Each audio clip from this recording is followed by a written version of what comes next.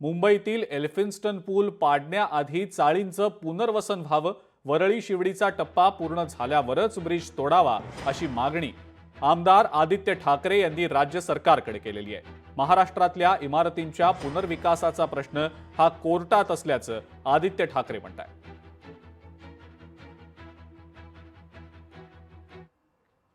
Elphinstone bridge पाडायच्या आधी दोन गोष्टींचा तिथे निकाल लागणं गरजेचं आहे। पहिलं म्हणजे आजूबाजूच्या ज्या चाळी आहेत किंवा इमारती आहेत, आमच्या काळात आम्ही निर्णय घेतला होता की त्यांना तिकडच्या तिकडेच पुनर्विकास करून मिळेल।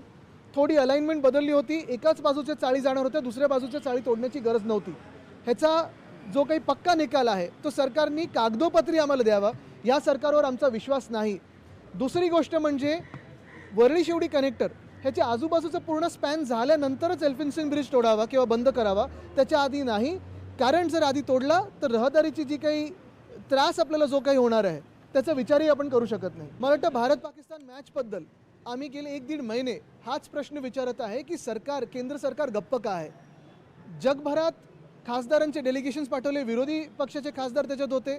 ऑपरेशन सिंदूर कसं झालं, ह्याच्या मागे पाकिस्तान कसं आहे, ह्याच्या मागे चायना कसं आहे, आपण जगाला सांगत गेलो।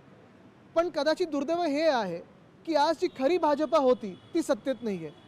भाजपाने आयडियोलॉजी आपली बदललेली आहे, विचारधारा बदललेली आहे, हे आज दिसायला लागलेलं आहे। हे दुर्दैव आहे देशाचं।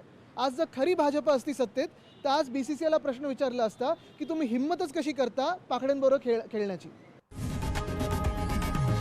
लोकशाही मराठी ऐका, पहा, जागरूक रहा।